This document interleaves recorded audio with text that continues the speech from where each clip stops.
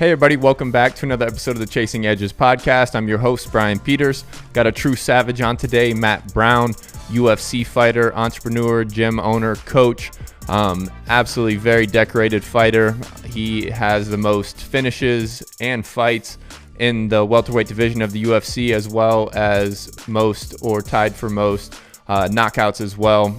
Extended career. He's been fighting since he was 24 years old. He's 41 now. So there's a bunch of wisdom and knowledge here. He's a very conscious, aware human to start with, but he's very educated and intelligent, not only in the fight world, but the training and diet world, which you'll hear scattered throughout the conversation.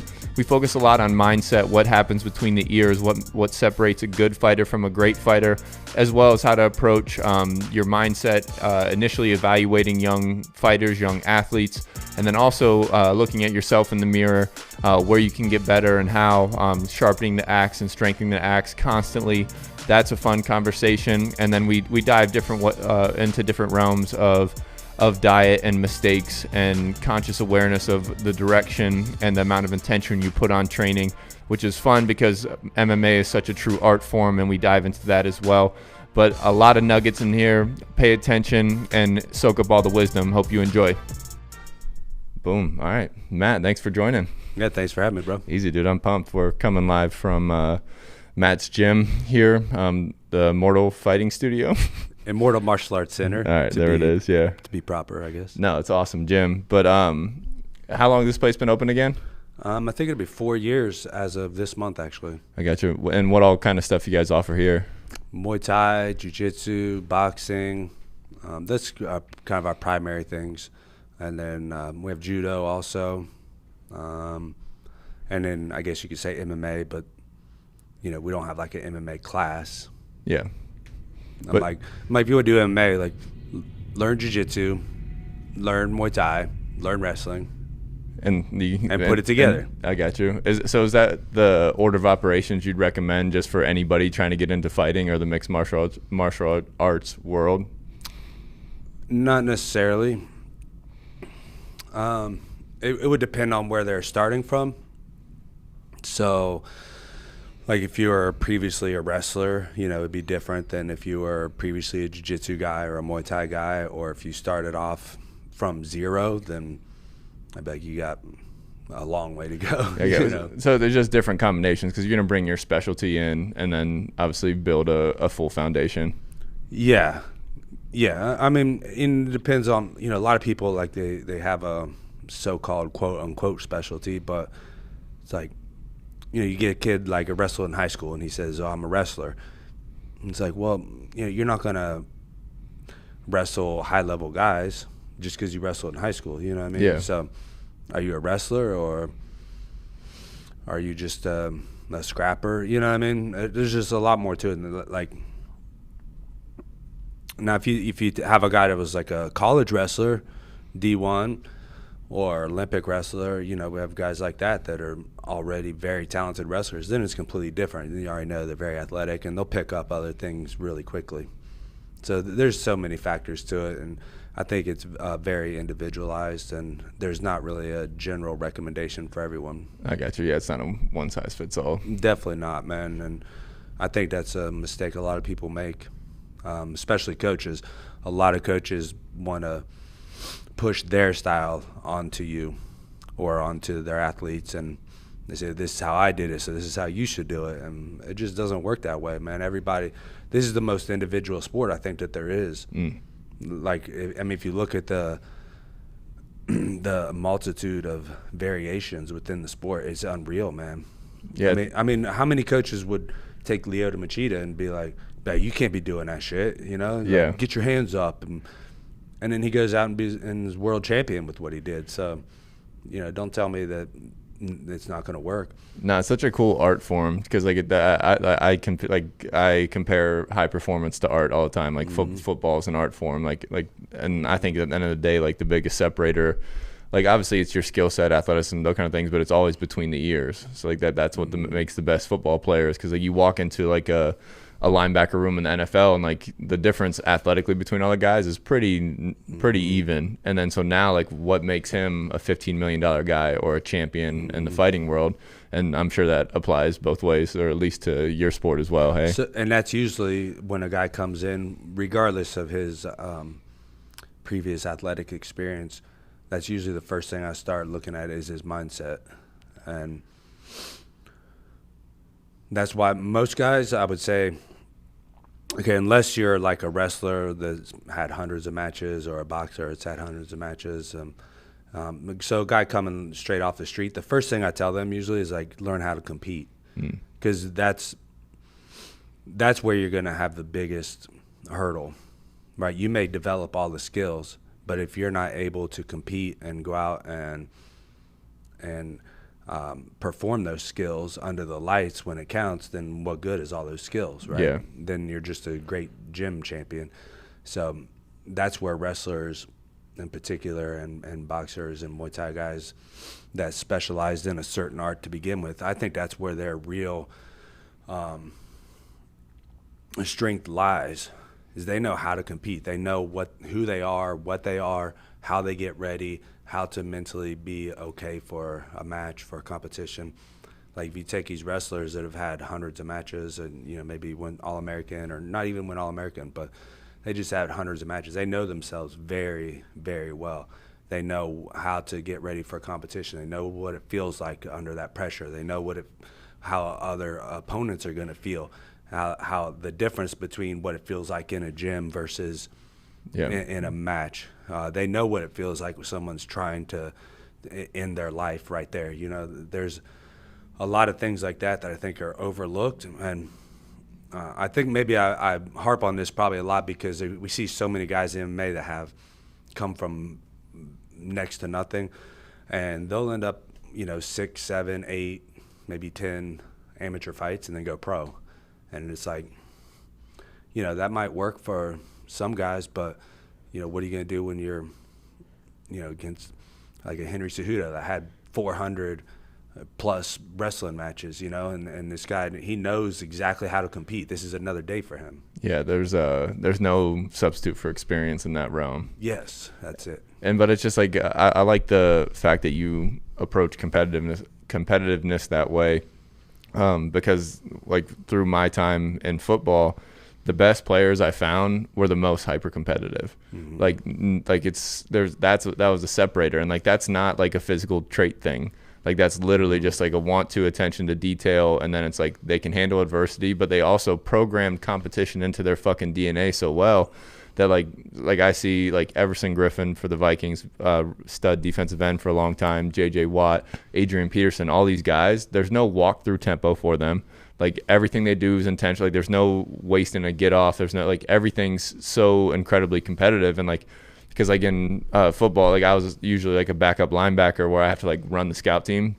So I'd be playing like fucking right tackle and have to like set on JJ in a walkthrough, and motherfucker is going full speed. And I'm just like, okay, but like I'm getting my ass kicked a little bit because I don't block like that. But at the end of the day, like I learned a fuck ton trying to do that, because then now like, oh, he does like because some people get in that like mindset, and I'm sure you see it in MMA a little bit.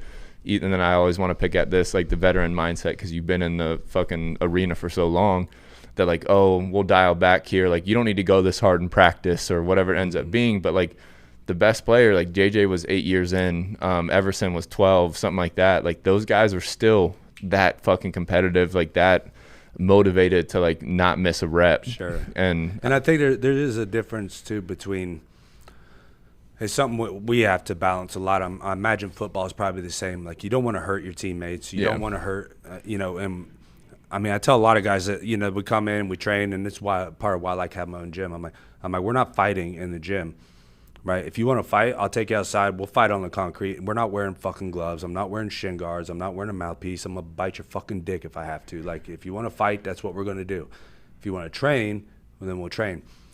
But what I'm getting at is, so it doesn't always, in my opinion, have to be hard like that, right? Like, I don't have to always push that hard, but mentally I have to push that hard. So even if I'm doing something slow, drilling something very slow, I have the exact same mental focus as if I'm going balls out. So mentally, I'm that competitive all the time. But physically, I may hold back to allow my body, certain reps to learn, or, different things like that. No, I think that's a good approach. But I think because I have this whole bit when I coach mental skills and that kind of thing too, or like if like you want a meaningful life, like everything's meaningful. If you want a meaningful career, like every movement you make in the gym is meaningful. And if like particularly mental reason to it, because like that's the compound interest. So like if some guy takes his warm up half-ass and you warm up every day the proper way with mental intention, and like it even shows up in weightlifting. So they've done these studies on like hypertrophy training, so like high volume training, and if you focus on the muscle that's doing the work contracting as opposed to just like moving the weight, you get 15% more return. So imagine that compounding over every punch you make and those kind of things. Like I think that's like the between the ears fucking separator for dogs. I think that's kind of the old adage of how you do anything is how you do everything, right? Yeah, and it's like, but it makes sense. But like it's that shit kind of like, not that shit, but like that mindset kind of irks me sometimes, because like I know what it applies to and like that kind of thing, but like some of it's like you got to be the same person all day, and I think that's drastically different because like because you're not going to bring like the fighter like on a fucking date night with your girl. Well, I used to. I've learned how to balance that a lot better because I have kids. Yeah. Before I had kids, it was not like that at all. There was no balance. There was no Matt Brown, the date night guy, and Matt Brown, the fighter. There was only Matt Brown, the fighter, and for a go on date night, like. To be honest, it was hard for me to even do it. I mean, I used to have a routine, which I still do sometimes, but don't do it nearly as much. Saturday night used to be my best training time because I knew that's when everybody was going out. So that was my favorite time to come in and train. I knew the gym was closed. Like, nobody's fucking training. It's a separator, So I'm going to get the best training that I can tonight. I'm going to push hard. And that was, just my mentality back then. And I didn't care if I got laid. I didn't care if I was hanging out with girls or hanging out with my friends. Had no social life, had no interest in it. But then when you have kids, then you have to start learning that balance. And I had a hard time with that at first, because I'd come home and, that Matt Brown, the fighter, is still there. And kids crying, man, fuck that kid, or whatever. But, over time, I quickly, maybe not quickly, but over time, I certainly developed that ability to separate it and turn it on and off. And I think it's actually benefited me in the sense that now I can flip that switch like that, right? Yeah. Like when it's time to go, it's time to go, and there's 100% focus. And now, like, I'll actually spend a lot of time playing guitar is like one of my favorite pastimes, right? Oh, yeah. So now I try to use that. Now I can rest and recover and do nothing basically physically, but mentally stimulate myself just as much while my body's resting, and do something challenging. And I mean, it's a competition to me. I want to play it better than the other guys. So no, but I think that's cool, and one aspect that I think the capability, like, well, first thing, like you kind of tangibilize it. Like, I love the switches. I like doing masks. Like, this is Brian training. Like, this is like me chilling, whatever it ends up being, or for you, the fighter and the dad, or like those splits. But like, it's a switch. And like, I also think like the best athletes have that switch. Like, okay, I step foot on the mat, switch. I step foot on the field, bam. Like, that's fucking savage. That's it. And I do. I call them triggers. Yeah. So I do specific movements, and I visualize it. For instance, I do one where I just tap my forearms like this, and it tells my mind, like, I visualize myself doing that, and when I do that, it's like, okay, it's time to go. And I visualize, like, when my foot feels a mat, it's time to fucking go. The hard part with all that is, especially owning your own gym, everybody wants to talk and socialize, and most people don't have that mentality. So maybe I step on the mat, and then I get fired up, and I'm fucking ready to go. And the next guy's like, hey, man, what are you doing this weekend? And I'm like, hey, I just want to fucking smack you, bro. Yeah. Like I'm in my zone. But owning your own gym, it's a customer service business. So you're like, well, I guess we'll go fishing or something, So, no, it's a boundary thing, and it goes back to the dating thing too, where it's like you're what structure is successful for you. And like, so I was like, my routine was everything at the time. So like, I didn't date a lot when I played either, because they took away from my time, they took away from my attention and focus. And like that's where like I found better hobbies where like I fucked around on the piano and those kind of things. But like those things, like beautiful. yeah, those spread your capability, but like you still have mental focus there. So which I think translates to sport, because a lot of people like they get distracted, or like those conversations on the mat, they don't get it. Like they don't, that you're a problem. Like you're not locked in, and like obviously same like high competitiveness and obsession go hand in hand too. So like, because like they're like it's being a great fighter, being a great football player is unhealthy to some extent. Like we're sustaining X, Y, and Z to our body. Yeah, and so like okay, so there needs to be an unhealthy balance to be somewhat successful in this sport, or like that mindset. But I think that's I don't think anyone signs up for either your sport or mine for health, right? Yeah, yeah. This is not. There's never a concern of mine, and people talk about that a lot. Like, what about your brain, or what are you gonna do after? Are you gonna slur your speech? I'm like, no one walks away from this shit unscarred, bro. Like, yeah, I never had any intention of that, so no, forget about that. Yeah, I want more scars. Like I'd rather fucking die with scars than like a fat, full padded human on the fucking couch. Like 100%. That makes more sense to me. Like yeah. So are you big on routines? It sounds like. Yeah. Okay. So like, I used to be obsessed with the routine, and then like that, like transitioning from football, it took me a while to find a new routine, and like so like, and like that's where like even like the gray area from like switching masks concept or like hitting your switch, like if you can't fucking tangibilize that and like make it a on off or like binary, I'm here and I'm here, you're gonna waste time in that transition period where it's like and like so the fighter's gonna bleed into the parent, or like whatever, like the business owner is going to bleed into the fighter, whatever analogy works for you. But like, so like, yeah, so those routines were pretty fucking crucial to my success. And then now like I needed to find another target. I needed to like find another structure, another culture of humans. So like I was in Houston when I was transitioning initially, and that's when I found Gracie down there, West Chase, and got into jiu-jitsu with Brian Cushing and their group of competitive guys. And like initially, okay, I have a new structure. I have a new like learning curve. I have a new like physical adversity. You realize that you suck, right? Yeah, oh for sure. And like right? Yeah, but it's like that's the coolest, and like that's why I'm very intrigued by UFC, because like, you guys are constantly evolving, and like even jiu-jitsu is still evolving. Like I'll watch Gordon and like Pedro, a guy based out of West Chase. He competed against Gordon the other day, and like they're doing movements that I've never seen. So it's like, okay, like. So it's interesting. A lot of people consider jiu-jitsu as evolving, when actually what is happening, in my opinion, that there's no new techniques really. There may be advancements of techniques and maybe some evolution. But these leg locks and stuff, that's kind of what most people are referring to when they say that. Maybe or maybe not what you're referring to, but that's sort of like the big thing. The leg locks were around long before. What happened was they were in Brazil back in the day. There was lucha libre and jiu-jitsu. Jiu-jitsu got popular. The Gracies were the best marketers in history, probably, right, for martial arts. Yeah, I read the Gracie Breathe book, so I know a little bit of the background, but not in depth. Okay, so what happened was they started doing the tournament stuff, and in the gi, and they would lose to the lucha libre guys with the leg locks. So they made leg locks illegal. So jiu-jitsu, when it came to the States, through the Gracies, the UFC, and all this, leg locks just weren't a thing. But it was a popular thing. There was catch wrestling, pancration, lucha libre. All these had leg lock heavy attacks.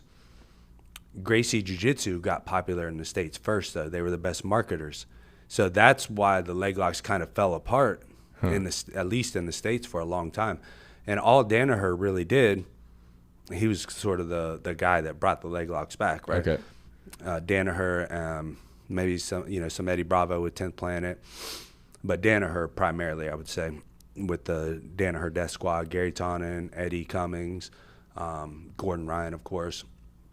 So these guys, all they did was take techniques that everybody else wasn't using, because everybody came from the gi, and they came from that was just the popular old thing was, you have to train the gi to be good no gi, right? Yeah. And a lot of these Brazilians and a lot of guys were saying that back in the day, and Gordon Ryan has basically proved all that wrong, right? And I think most of the Danaher Death Squad has kind of proved that wrong. But being that they came from the gi, there was no leg locks, and they're still not in IBJJF. They literally just legalized, I think, some leg locks. I think you're allowed to reap now or something, but I'm not sure all the details. But they just started re-legalizing it. So the point is, this stuff isn't new. This isn't as much of an evolution as a comeback.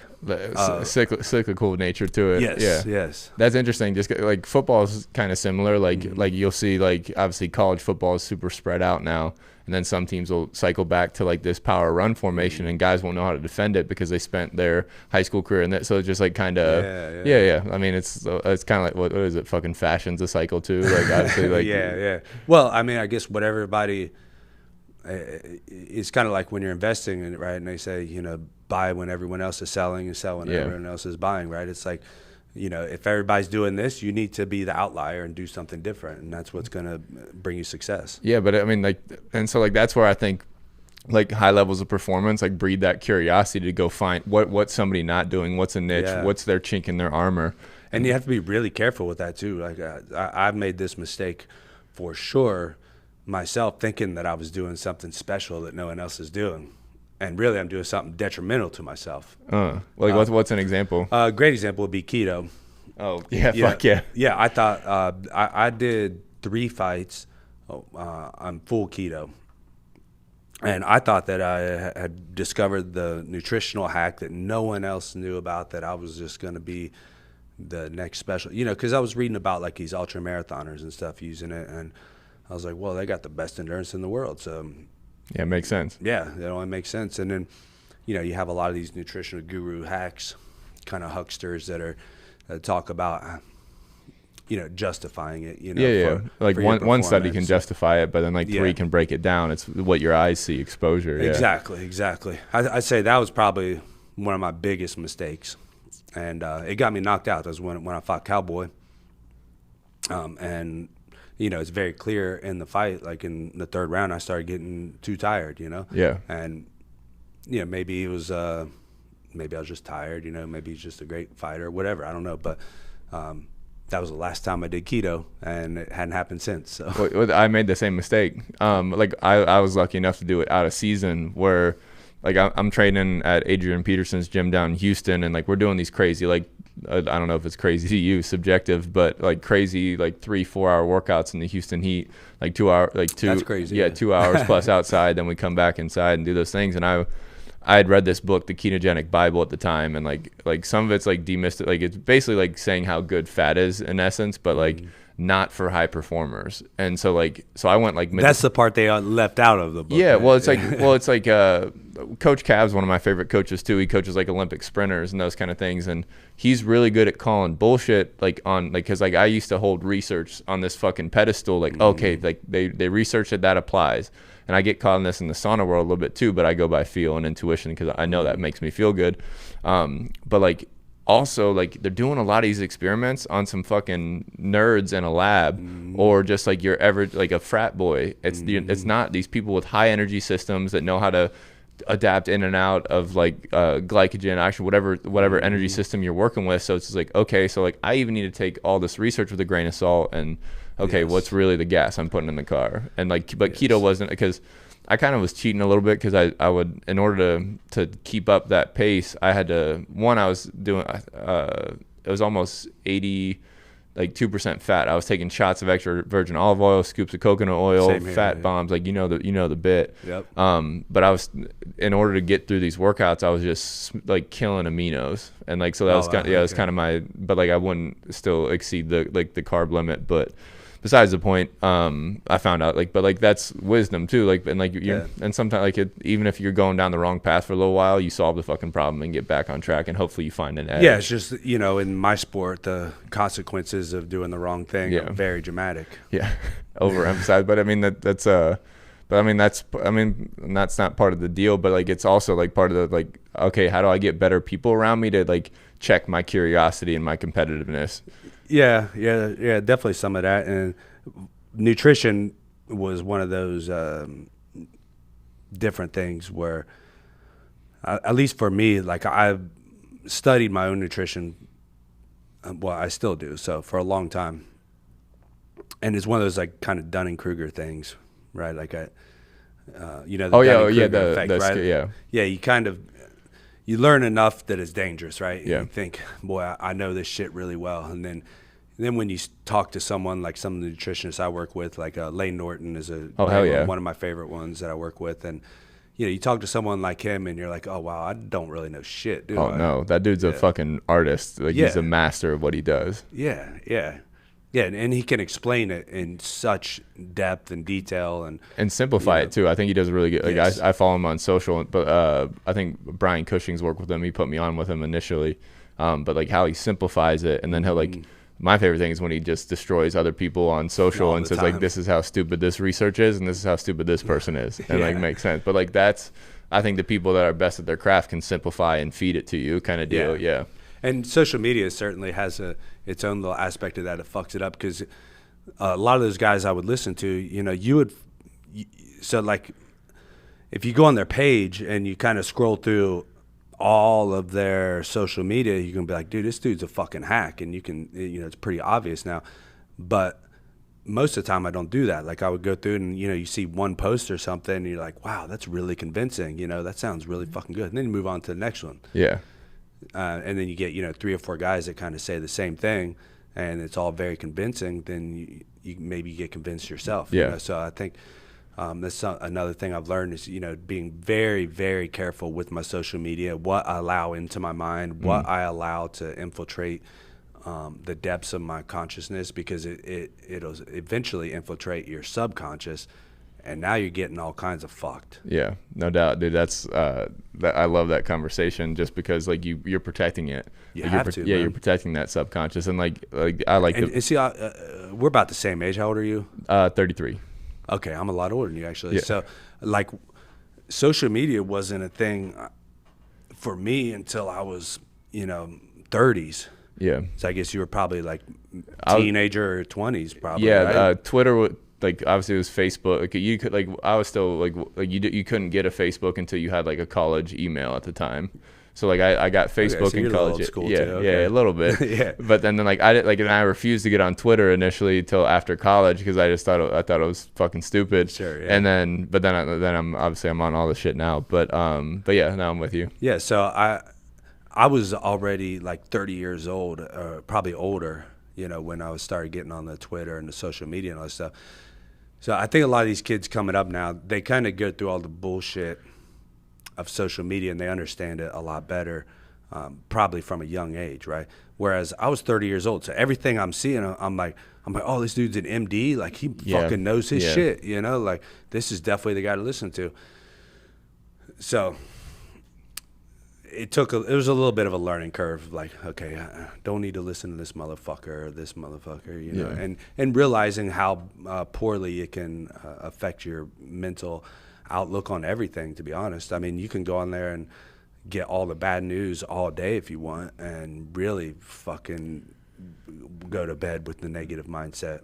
Yeah, I like the layers you put on that where like it bleeds from your conscious to your subconscious. Fuck And like yeah, it because does. like that's how you get the anxiety attack kind of humans where like that like and I like the bit anyways where it's like your diet's not just what you eat, it's what you ingest, it's what you watch, it's what you click on, it's all that shit.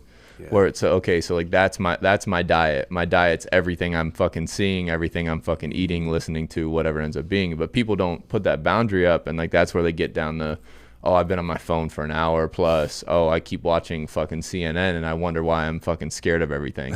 Right. Yeah. So it's shit like that. And see, and I can go on my phone now for an hour. Yeah. And it's going to be all positivity. You know what I mean? Like, I make sure I'm following the right guys now. And I'll do that whole hour, and I'll be happy as shit after. Like dude, like I want to get off my phone and go work out. It's inspiring, yeah. Yeah, man. It's, and that's what I've learned to build my social media like that.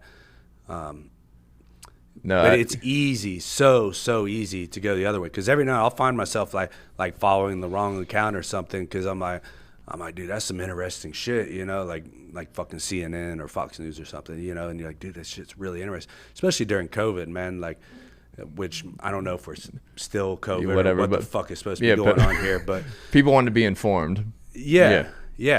And it was so easy for that to, for you to go on and let that bring. I thought it was gonna be the end of the fucking world, bro. Like, I don't know about you, but I remember, you know, those first, you know, couple of weeks that shit was coming out, I was like, this is it. Yeah. And maybe it's a little bit of romanticization on my part, because I kind of look forward to it. Yeah, we need a pandemic. Yeah. Yeah. You know, but you know, you know, in my head, I'm like, all right, we're going through the Walking Dead. Fuck yeah, bro, I'll be the one survivor. You know, I'm 2 screwdrivers. Those are my weapons of choice. Yeah. Yeah, I like it. So, you know, it's kind of stupid, you know, and immature of me, but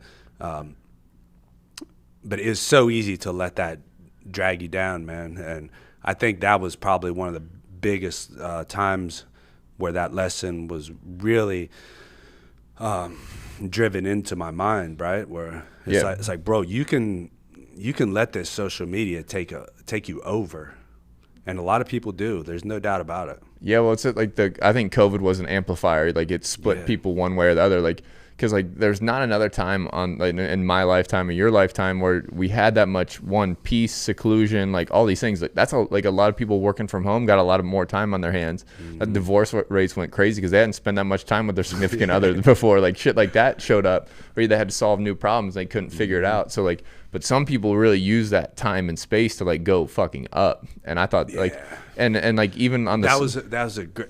I didn't mean to interrupt, but it reminded me of a great quote from. I fucking love quotes, so I'm getting hyped. Yeah. I forget who it was, but it was a great business guy, and he said, "Great businesses." Oh God, now I'm shitting the bed on this one. She said, "Crisis in a crisis, 3 different things can happen. Good businesses survive crisis. Great businesses thrive in crisis." Yeah, fuck yeah. Something like that. Yeah. Or most businesses fail in crisis. Good businesses survive a crisis. Great businesses thrive in crisis. Yeah, that's dope. But it's real. And that was something I remember. I had just opened my business. I think it was only a year old at the time. So I was scared out of my fucking mind about my business. And that was a quote that really rang true for me. But not only for business, but for me as a person. I thought, okay, you know, this is a crisis, and I can either survive it, I can let it beat me down, or I can fucking thrive in this motherfucker.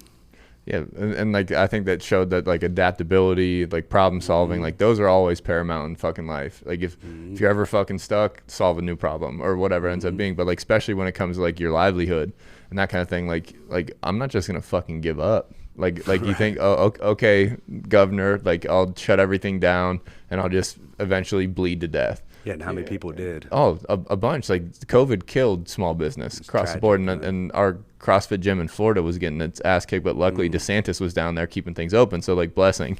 And but besides the point. So did you guys shut down at all? No. Nice. No, yeah, they put limitations and restrictions and those kind of things, but they never had to close the doors completely. I think maybe there's like a day or two where like it was like gray area, but we stayed open. Nice, good for you. Yeah, so we closed for 1 week, and we didn't really close. Like I put a sign up that we were closed, and then I sent out an email to everyone saying we're open. Yeah, like and I put banners over the windows and said we're training, bro. Yeah, these are liabilities. But for me, it was don't tread on me. Yeah, you know, not to go too far into the COVID things. It's kind of old news now, but for me, it was, you know, there was one person. Again, we shut down for a week. Again, I thought it was going to be the end of the world. Yeah. I really did. I thought that, you know, this is a fucking zombie. A lot of people thought that. Yeah, everybody thought it, right? That's how it was being presented. Yeah. Yes, exactly. But I had one guy message me. You know, again, we were only closed down for about a week, and about halfway through the week, he messaged me and he goes, "Bro," he's like, "I'm about to kill myself. Like, I can't."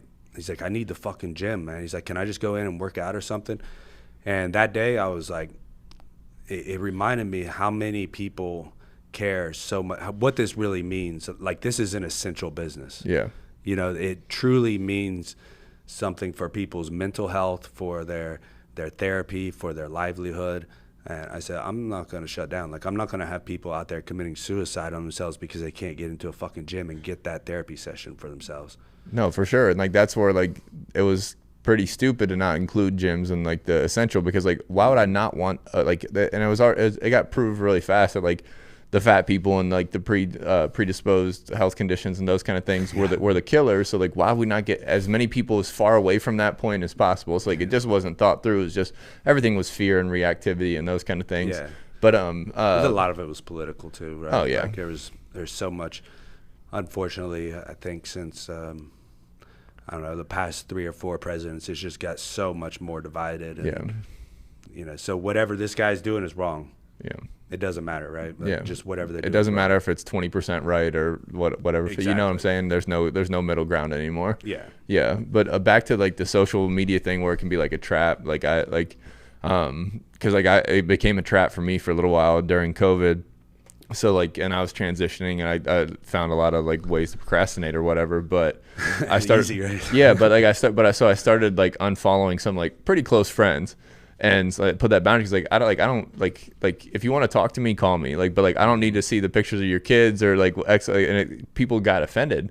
I literally had 2 people ask me if I unfollowed them. I go, yeah, I'm like just trying to clean up this, because I was trying to protect myself and like stay out of the fucking rabbit hole of that deal. But like, that's the consciousness to like subconsciousness where I like that tangible line now. Yeah, isn't that a tragedy, man? This social media, like it's replaced real friendship. It's like, bro, we're still friends. Like, who cares if I follow you? Yeah, I don't got to put fucking fire signs on your story. Like, just like fucking call me. Like, right. I'll talk to you about your kids. Send me pictures. Our phones send pictures too. Like, right. Yeah. Or just come hang out. Bring your kids over to my house or something. Yeah. You know? It's funny because I was actually dating a girl at that time, and that was like one of the things that we broke up about, because she was like, you never post about me on social media. I've been there. I was like, what are you talking about? Like, this is like, especially for me, my social media is like a business thing. You know what I mean? It's like, I'm a fighter. Like, that's what I post about is fighting. I don't post about. It's a tool. I rarely even post my kids, you know? Yeah. And I don't even like doing that. I really hate when people post their kids, to be honest. But I do it every now and then. And I even make sure I tell my kids too that I'm going to post about you, which they're really too young to be consenting, but I don't like the idea of people posting without their consent, you know, and that, you know, that's a whole nother subject. But regardless, you know, she was like more concerned about whether I was posting about her on social media than, you know, I was like, well, we were hanging out. Like, what are you talking about? Yeah, like sitting next to you on the couch. Yeah, sitting next to you on the couch. Like, why do I got to reply to your shit or whatever? So anyway, no, I'm with you. I've been there too. Or just like what type of like I get like I don't want people to think you're single. That's how you portray yourself or whatnot. No, like social media. So you don't trust me. No. Yeah. Which, and if you don't have trust, you don't got shit. Yeah. But so, and that's everywhere in life for the most part. But like, like if I lost my train of thought. Besides the point, I want to change the topic anyway. So as far like I'm not getting stupid shit. Sometimes. Yeah, but all that stuff. But like, everybody thinks that shit, and everybody or like they have their own stance on it, or they didn't have that path through it. So like, I think all those conversations end up holding weight.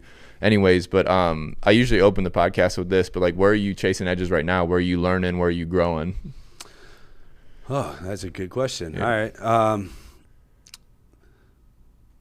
I would say the biggest thing right now for me is like Dustin has been a huge factor in my life. So I'd say I'm kind of, when you say growing, I'd say like rebuilding back to the positivity and the drive, the desire, like that, and Dustin has brought a huge part of that to me. Like, he's referring, for those of you listening, he's referring to Dustin Myers out at Old School Gym. He's a savage. He's a guy that likes to go to the dark place. He pushes you. He does creative shit, but he has a great fundamental and like your avenue for sure too. But I think all sports performance. But for a long time there, like I was kind of doing my own strength and conditioning, and I understand the world very, very well. I'm very well educated on that.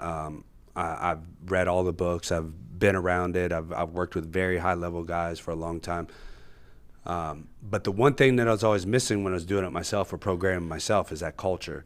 And this is one thing that I learned at Westside, and I guess I'd kind of forgot, but what I learned at Westside was, so Westside, publishes every single thing they do, right? They videotape a lot of it. There's no secrets. But why are they the only ones setting world records? Now, Louis is gone, so, I don't think it's the same now. But back, 5-10 years ago, whatever, they were the only ones setting the world records. Why was that? Everybody knew what they were doing. You could literally do the exact same workout as those guys every day, but why are they the ones setting world records? What was the sauce? Yeah. Is their culture. Yeah. Right? When they do a lift, they will die for that lift right then. Every single lift. Not like maybe I'll get this lift. I'm not trying. I'm not once a week. Yeah. Never, right? It's always if they get on the reverse hyper and Louis says you're doing 50, they do 51. Right? It's not 48. Oh man, I can't do it anymore, right?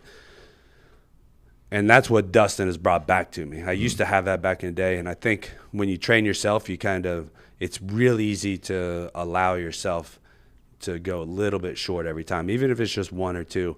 It's real easy to do, and I see myself as a very self-motivated, very strong, disciplined person.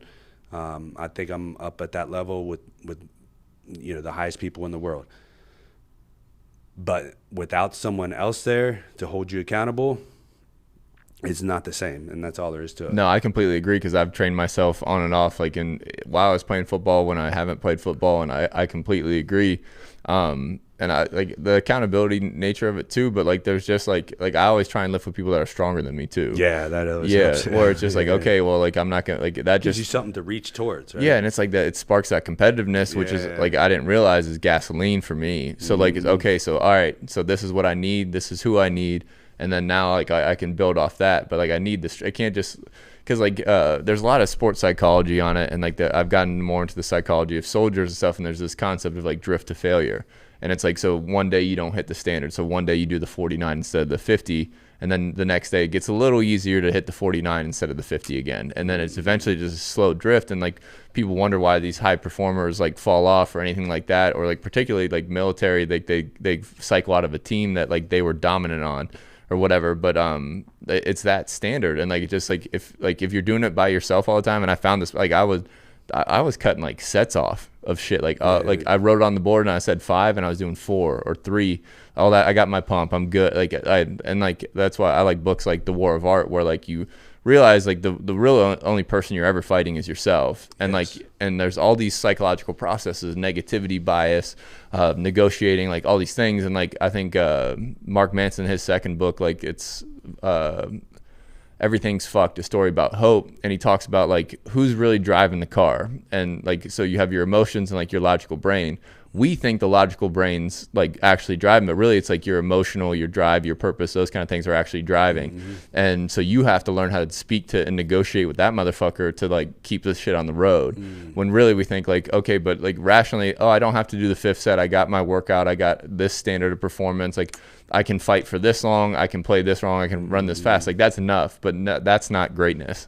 That's not the separator. And that's a great point, because the deeper you get into hell, the more that logic kicks in. Yeah, right. Yeah. It's my buddy. You're like me. You're a smart guy. Right? Yeah. Well, we can very easily, intelligently justify that we've done enough. Yeah, for right? sure. I could easily pull up some evidence-based material and say I did enough, right? I'll grow. Yes. Yeah, but how fast will I grow, or how fucking mentally tough? And we can get in. The best, one of the things I like about Dustin, we're both very well educated on all the strength and conditioning stuff, but when we get in the gym, we forget about it. It's no, we're going until it's hell, and then we're going to go a little bit more, right? Yeah. We get to that door, we're fucking kicking down the door. No matter, I don't give a fuck what the textbook says. I don't give a fuck what's right and what's wrong. We're going through the fucking door, and that I think is the separator that I wasn't doing on my own. So when you talk about growing, that's a physical and mental thing that Dustin has. It's environmental. Yeah, it's much, cool. Very much. It's something he's really injected it back into my life that I think I had a lot more when I was younger. But again, as you get more and more educated, you start finding it a lot easier to justify. Yeah, it's the double-edged sword of education kind of deal in that realm. Because my buddy Nate Ebner, he's like 10-year NFL vet, also like Olympic rugby player, like really high performer. Oh wow! And he's one of the best people in the world that I've come across that like can hold the standard probably the longest. And like, but he has this, like his analogy, like his kicking the door down kind of concept is the dark place. So like, how quickly can I get to the dark place and how long can I stay there? And then like once I get to the dark place, I have to go harder because then the dark place, I get through it faster. Yeah, it's kind of like the running into the storm concept. Like you should pursue that level of fucking darkness or pain because like it'll be gone faster because you'll go through the storm faster. That's why I always remember Muhammad Ali saying, you know, he didn't start counting reps until it burned.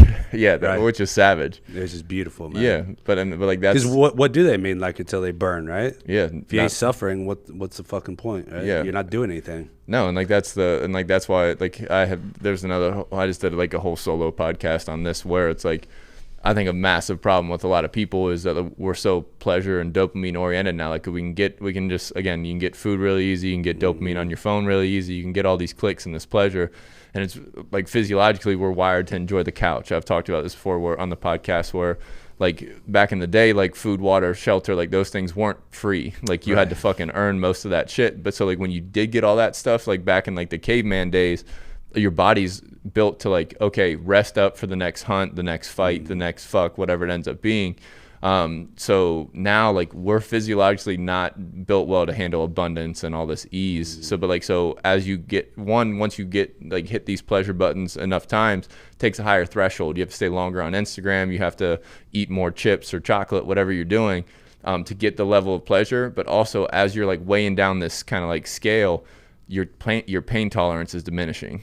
So now like it takes less to hurt you. It like I can't last as long in pain. And so like that's why I always say everybody like the Muhammad Ali quote's like a great summary of that, where it's like it doesn't even fucking count till it hurts. I need more pain. Then eventually like pain breeds pleasure because like eventually like I'll get the endorphins or I'll get the strength and like confidence and shit. So I think all that stuff plays out pretty cool. It's like the old adage of, you know, you go up the stairs in wooden shoes, you come down in silk slippers. I haven't heard that before. Yeah. I like that. That's kind of, you know, that's a common story, you know, you see in combat sports, I'm sure in football also, right? Like they, you know, it's so hard going up and they work hard but then you put those silk slippers on and that's the way you go back down. Yeah, I like that shit. That's dope. Yeah. But like that's like it's hard to go for a fucking run at 5 a.m. when you're sleeping in silk sheets, right? Yeah, like, yeah. It's easy when you're sleeping in fucking poverty, like on a mattress with no frame and, you know, no box spring, like you're just sleeping on carpet or on the mats like I've done before, and it's like, well fuck, I don't have anything else to do. Might as well go run. Yeah, well, I mean that and that's where like complacency I think is a big killer of high performance too. But like the mind's also like strong enough to be like, okay, I can recall like you've been in that full gauntlet of like sleeping on the floor and those kind of things. Okay, how can I bring that back into my mindset? How do I get wired into a scarcity mindset? And this is again when I go back, Dustin. This is what he's brought back, you know. And I mean, it's amazing. He has a beautiful home, a beautiful family. You know, he has everything going for him, makes money, and is doing well. And he's still able to maintain that mindset of pushing through hell.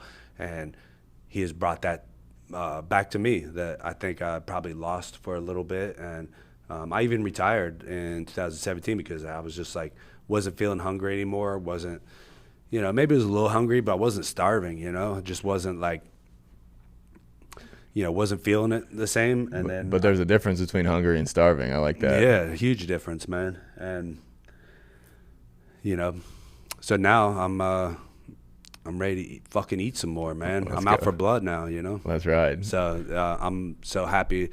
So again, we go back to the beginning. You're talking about growing. I think Dustin has been one of the hugest influences on me for that in the past year or so.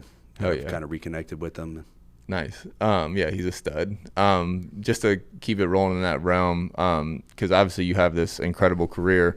How has like your training and recovery changed from like the beginning to the end? I know it's a pretty extreme spectrum. I didn't have recovery at the beginning, to be honest. And I tell that to my young fighters too. Like, why are you? What are you even talking? They talk about overtraining and fucking. Oh, I need a recovery day. I'm like, what are you talking about, bro? You're like 20 years old. Yeah. What the fuck? Your body does that by itself. Yeah. Yeah, like you're gonna go sleep for 2 hours, you'll be recovered, bro, Yeah. and then go for a marathon run or something.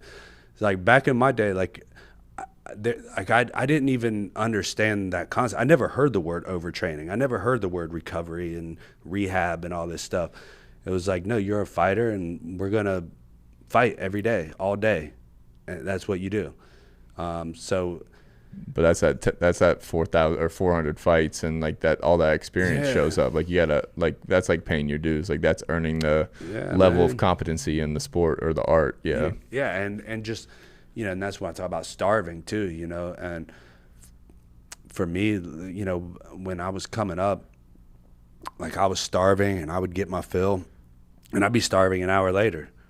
I used to go to every single class when I would go to a gym, like every single class. I mean, sometimes it'd be concurrent classes, so I couldn't go to both, but I would literally go to every single class. I'd be like, I'm not missing a single one. And most classes at most martial arts gyms, what they would do is at the end, they would burn it out, and or some would be like cardio classes altogether.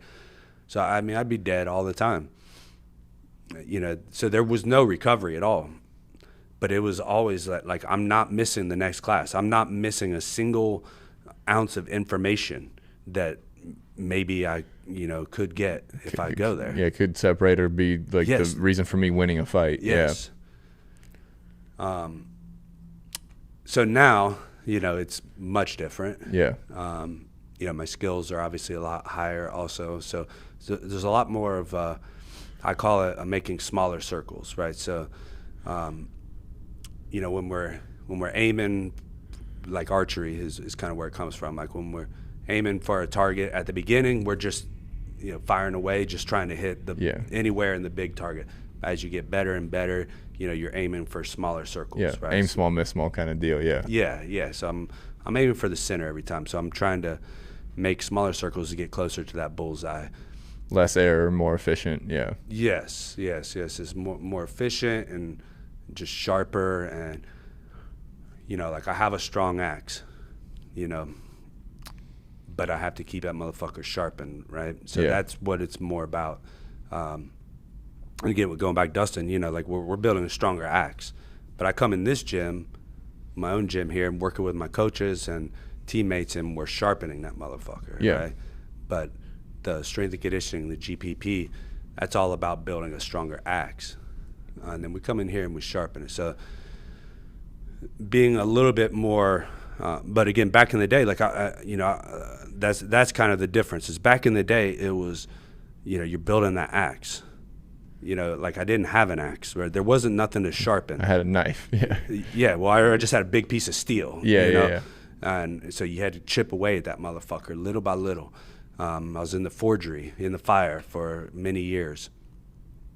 So back then, it takes a lot of time, and it takes a lot of grinding to get that axe down.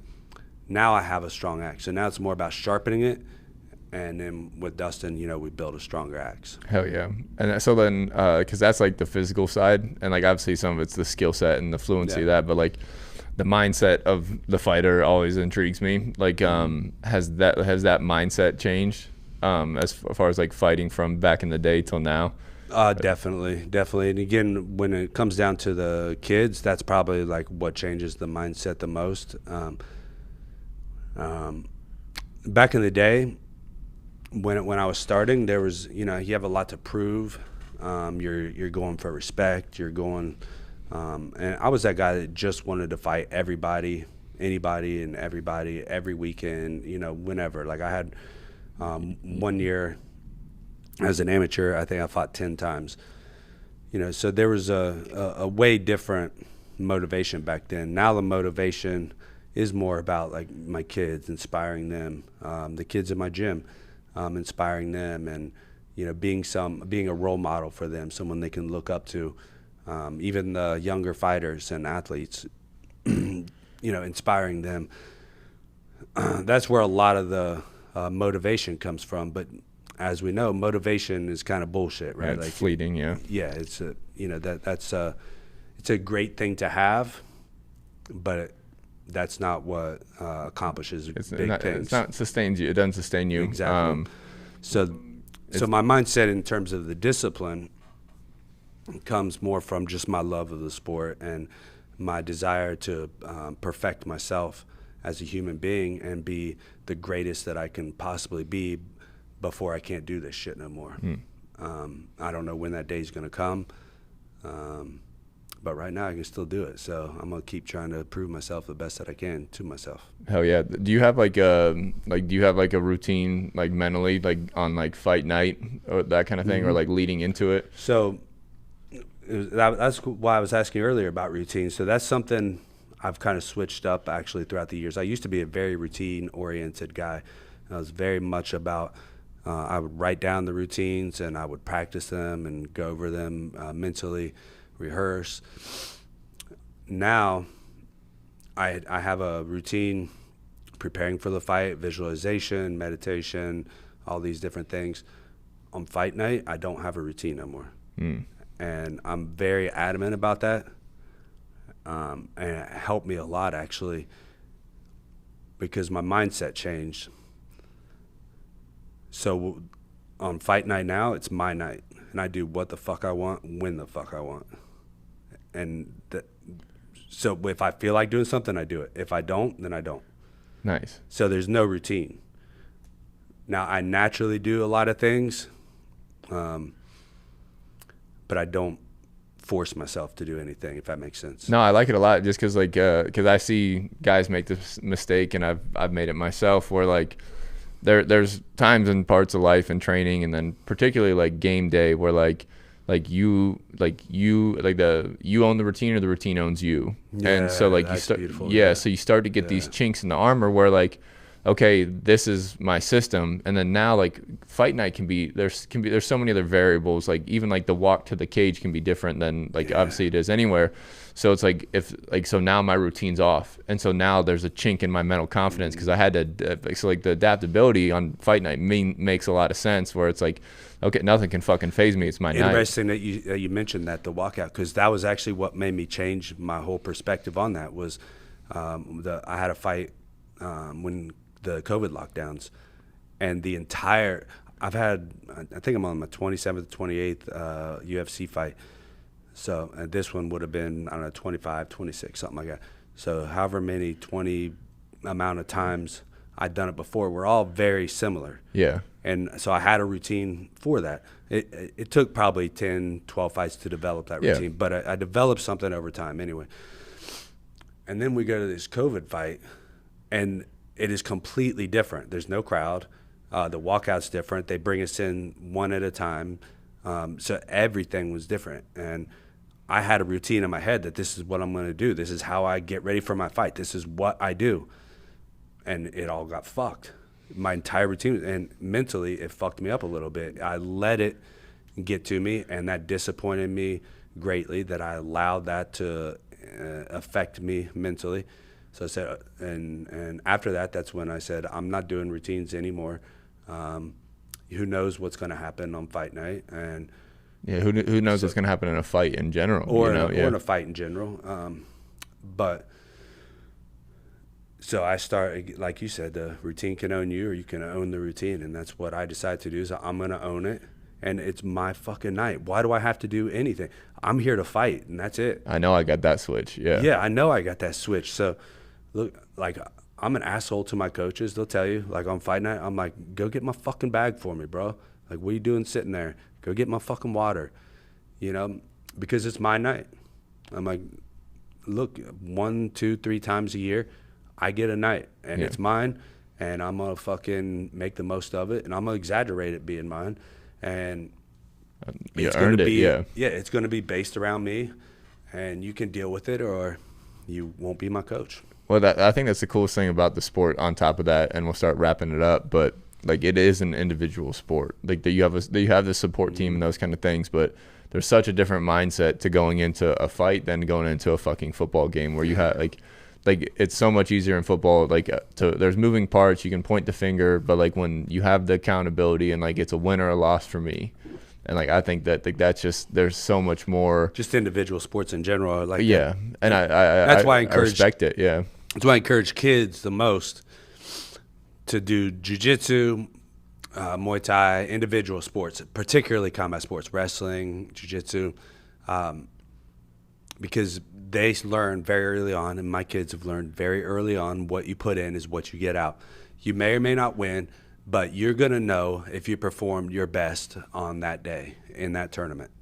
You're going to know if, there's going to, and they have learned, they've done a lot of jiu-jitsu tournaments, and they learn, like, look, some kids are just fucking better. Like, yeah, they, a lot of parents are obsessed with their kids in jiu-jitsu, and they'll take them every fucking day, take them to all the different gyms, and then the kid gets burnt out by the time they're 15, 16, they end up sucking. And, they don't build a passion for the kid. Yeah, and then, the kid goes into IT or something and ends up being a dork and can't, never does anything with their life. Or then you get the 1 in a million kid that actually succeeds in it and becomes the next Gordon Ryan or something.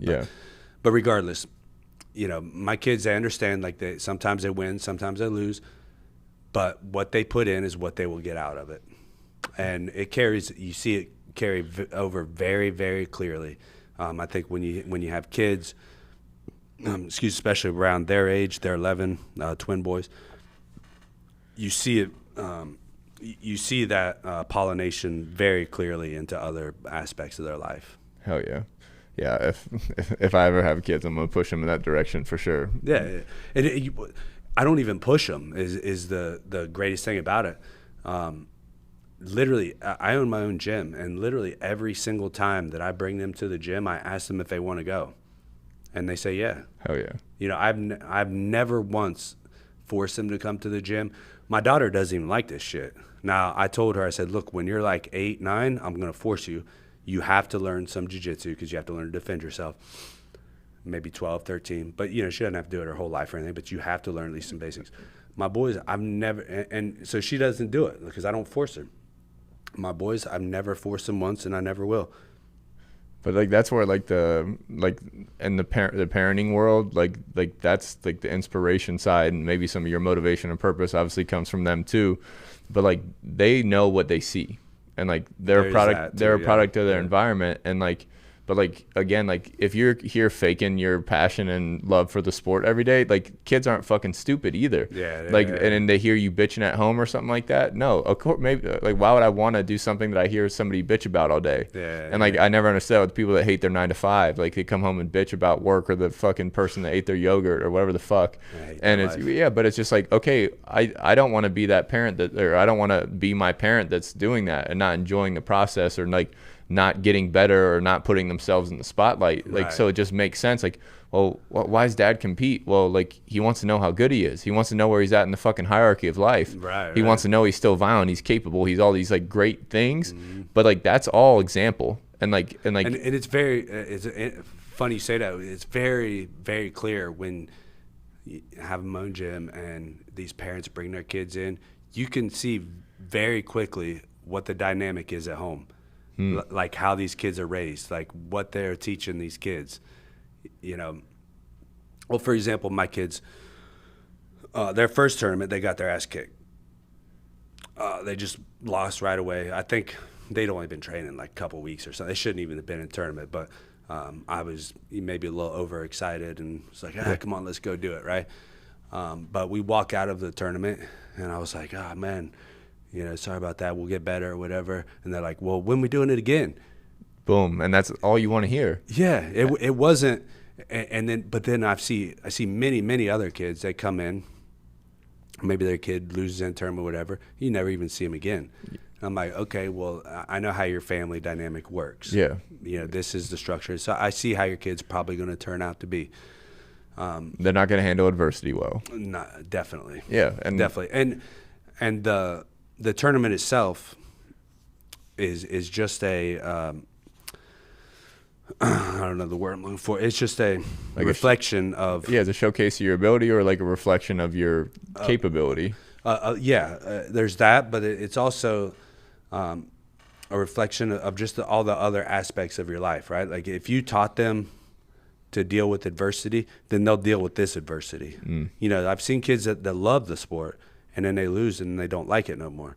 And I'm like, okay, well, it's not that your kid isn't enjoying the sport. It's that he doesn't like losing, you know, and you didn't teach him that with other parts of your life, right? And we can't teach him that in here. Yeah. You know, we have him for 1 hour out of a 24-hour day. So we can't teach him, you know, intense things like, or deeper things like that.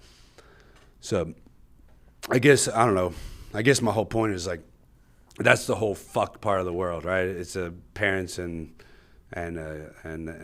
family dynamics. That's really what's fucking up the world. But no, yeah. Well, I just read this book, Dopamine Nation, by Anna Lemke, which is a really good book.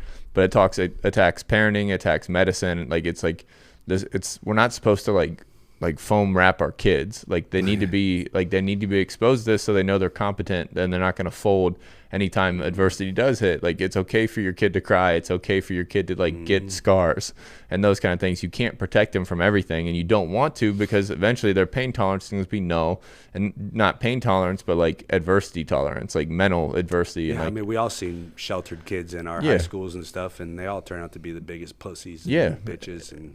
But it's just but like then go ahead. That's one of the great things again about the individual sports. I mean, you see when you go to these kids tournaments, it's almost the first couple of times I ever went, I remember like how tragic it felt, because I'd been to many tournaments, but until I had kids, I'd never been to the kids, but they do those first thing in the morning. So, you know, I'd always went later in the afternoon. But anyway, I go there, and I mean, these kids they lose, and they're bawling their fucking eyes out. And the first couple of times I'm like, holy shit, like this is terrible, you know, like you feel terrible for these kids. But then you see them come back stronger, and you see them come back and win the next time, and it feels that much better. And just so many amazing things come out of it, man. And, you know, the point is just the individual combat sports just magnifies all these lessons to the nth degree, man. Yeah, no, because I learned that lesson in team sports. And like, and where it's like, I used to think I was a fucking pussy because I was crying, but it also motivated me. And like, so like eventually I had to like get in some fights in my life to know that I was tough. Like that's how I had to gauge it. Cause I cried until I was like striking out in baseball till I was like 9 or something, like way too long. And like, I always I was like, Dad, you didn't fucking fix this or didn't teach me that. But really it was just like, I cared that much. Yeah. And it never inhibited me from trying harder. If anything, it motivated me. But like, I just think that's something I learned watching all those kids cry coming off the mats. I mean, we all feel the same way. They just express it through crying. And we just express it. I mean, hell, a lot of adults express it poorly too. I mean, they just don't have actual tears. Yeah, and that's because I've gone down that rabbit hole of like trying to solve that, why I was crying, because I cared. Okay, got that. But then like, why am I people pleasing? Why can't I say no to certain people and that kind of thing? And that's like, it's the same concept. Because like a kid doesn't know how to communicate yet, so he cries. He doesn't know how to face adversity yet. What he knows is crying. Okay, he'll grow out of that kind of thing. But like, so the same dynamic, like initially the people pleasing stuff psychologically, from what I've read, comes from like my survival is banked on my parents. And so like keeping the peace and keeping them happy and doing my chores and whatever, like all that stuff's just to appease and keep me alive, self-preservation kind of concept. But we start applying that dynamic to other relationships that don't have the same dynamic. So it's like, oh, I got to keep the peace with these friends, with this significant other, whatever it ends up being. So like you're actually causing more problems because you're not giving authentic responses. And so like one of the remedies of the people pleasing is calling yourself a liar whenever you're people pleasing. Because like, that's not really what I want to fucking do. That's not really how, like, I really want to solve this problem instead of like, I care about this person. So like, I'll gloss it over or exaggerate or like wipe it under the rug or whatever it ends up being. But like, really, like, we're adults now with great communication skills. There's no need to, again, lie in this people pleasing world and say yes when I don't want to go or whatever it ends up being, or say like appease a significant other to like, cause like eventually like that problem's going to compound into resentment or anything like that, even for yourself. So in essence, like we need to grow the fuck up as adults and get out of this people pleasing world that doesn't serve us anymore. We can, again, I say it all the time now, where like we have the communication skills that like, again, you can call somebody wrong without calling them a fucking idiot. And like you can say you're hurting without fucking sobbing like a child and things like that. So just like that stuff, just problems I had that I wanted to solve. And once you learn about it or have like a tangible switch, like, oh, I'm people pleasing, I'm lying, stop fucking doing that. I don't want to go, I'm not fucking going. Well, like, and okay, set that boundary. You can explain why you don't want to go. I'm fucking tired. I have this going on. Whatever. Like, it's just, we have those abilities, but like some kids, like it started, like it says it comes from childhood psychology, where it's just like we just apply this dynamic because our whole environment's our parents for so fucking long. Yeah. Those are the communication skills we learn, that, oh, my pain, my trauma, my wants don't come first because I'm not paying the bills and I'm not doing X, Y, and Z. But that makes sense. You know? Yeah, a lot of parents don't teach their kids that either. Yeah. But but I just think that's where that's interesting. Like, you know, because having kids, one of the fascinating things I feel like I've learned is, like, people do not change. Like these, like maybe not even not change, but my kids at 11 and my daughter's 6 are the same as these adults that I see. Like I see the exact, like, same responses and the same demeanors and all this. Like, the only thing that changes is the problems, right? Yeah, but their tactics don't change. Yeah, but it's still the same. Like, their reactions to the problems, you know, as adults are usually, I think they're the same. But for instance, like, a kid might cry, but the adult might cry on the inside and just not show it. Yeah, you know? Just be negative and like get depressed or whatever you want to call it. But it's exactly the fucking same, man. It's like when they say we learn most everything we learn is like from 1 to 5 years old or something. Yeah, like this. 0 to 6 is what I've read. Yeah. Yeah, like you start realizing that's fucking true, man. Well, like they don't, like, people don't even change their whole life, and that's why, you know, I don't even try to change people anymore. You know, that's one of the things. I've started to coach athletes over the past few years. One of the things when I first started doing this, helping other athletes, I would look at their potential and I was like, oh fuck yeah, I'm gonna help this guy. He's got a lot of potential. And then, you know, maybe they don't show up one day or something and don't show respect or these different things. You're like, oh, but he's got the potential. Nowadays, I'm like, dude, I don't even give a fuck what kind of potential you got. I learned how little that fucking matters. The potential doesn't mean anything without the other side. Yeah, they gotta be able to save themselves or change and adapt. Yeah. And it's and I'm sure I'm sure football is probably even worse with this because it's such a highly athletic based sport, right? I mean, how many fucking killer athletes have you seen and then they don't do shit with it because they can't make it to practice or they can't, you know, remember the fucking plays or whatever. But then you see the guy who's got, you know, a little bit less potential, but good enough. But has the mental skills. But then has the work ethic. Work ethic, mental skills. Like, I've seen hundreds of guys. Yeah. Hundreds of guys. And that was me, and that's why I don't care about potential anymore, because I didn't have a lot of potential coming up. I didn't even start training until I was 24. A lot of people don't even know this. Like, oh, that's crazy. Yeah, like I had a few fights before that, but I didn't train. I started in a gym at 24 years old. So, you know, there wasn't anybody looking at me like, oh, he's got the potential. He's going to be the world champion. But I had the mental side. I had the work ethic, and I had the desire and the drive. So that's what I look at first now. I look at, okay, do you have the respect? Do you have the work ethic? Do you have the drive? Do you have the fortitude? When shit gets bad, are you going to be able to grind through it? You know, all these types of different things. The potential is secondary. I think that's I think it's a great way to look at it, especially as a coach. Just because, me getting into the coaching world, like these last 3-4 years, like I still see potential, and it'll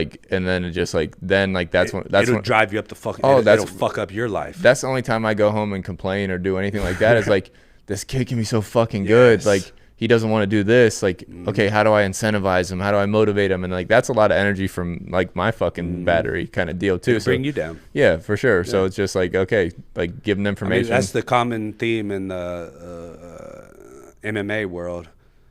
This guy would be great, but yeah, and that's. I mean, you could say that about 90% of these, 99.9% of these guys. This guy would be great, but there's this one little thing. Now, if that but is he's really just not that athletic or doesn't have potential, like, okay, we can max that out at least. Yeah, optimize it, yeah. Yeah, we can get the most out of that we can.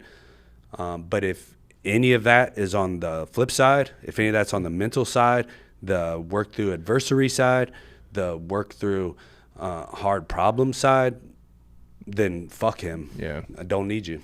Yeah. And then close it out. I just wanted to revisit the, like, obviously, like, the 0 to 6, the competency level. Like, because, like, I see, like, there's a microcosm. I can't just link it yet with, like, the competency of fighting of, like what's enough, or, like, where do you stop, like, polishing this side and work on another side, and those kind of things. But I think because, like, my guy out Deuce Gym in LA, Logan Gelbrick, he has this, like, whole, like, bringing into consciousness, what did you stop mastering, or, like, what did you stop improving? Like, he gives, like, simple examples, like driving.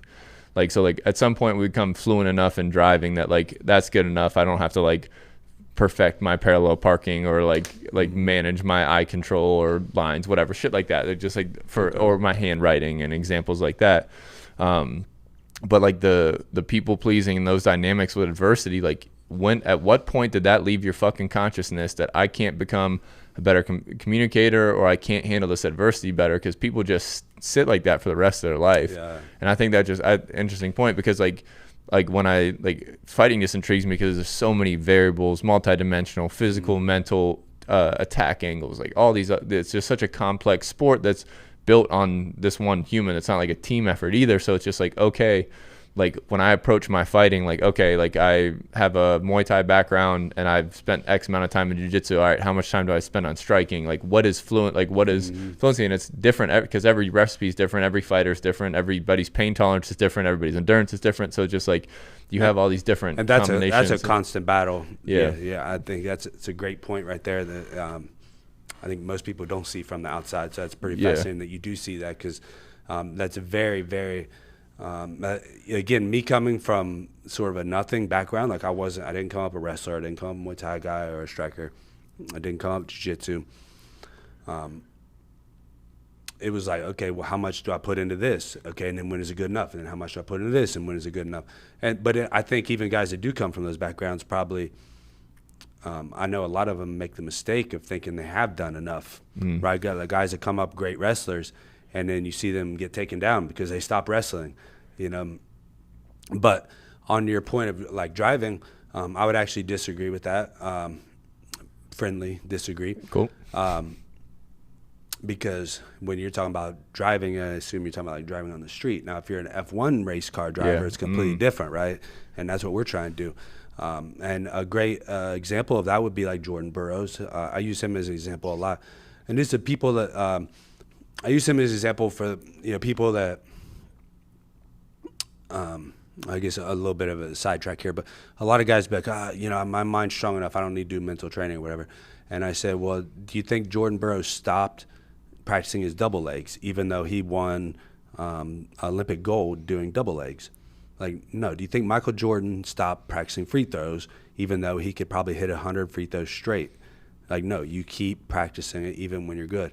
And that's sort of the mentality that I brought into all these things, that it is never sharp enough. We never stop polishing. Now there's a point in the micro where it's enough, right? Like you do 100 double legs, and like now you're starting to fail on the double legs and you're not doing them properly anymore. Okay, now on the micro level, yes, you've done enough. On the larger scale, like, it's never enough, and that's the most beautiful thing about this sport. That's the starving aspect. It is aspect, never enough. Like, your cardio is not good enough, your strength isn't good enough, your skills are not good enough, your mind's not good enough.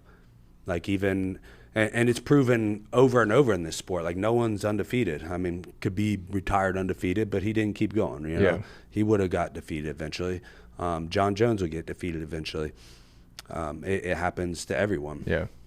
No, that's a cool way of looking at it, because even like and I like the F1 analogy of the driving, because like that's definitely like the human, like you're not like, because I talked about this on I was on Michael Glover's podcast, but like, are you a workhorse or you a racehorse? And like, so like but your world, you need a little bit of both. Like, I need the ability to like stay in it for the long haul, but I also need to be this dialed, fine-tuned, like a working racehorse. Yeah. Yeah, basically, but no, but that meant racing workhorse. Yeah, well, it's there. Either one, we'll get one. But no, but yeah, I think all that's nails, and dude, I'm excited to see you fight again. So thanks, man. Yeah, but appreciate you hopping on. My pleasure, bro. Boom.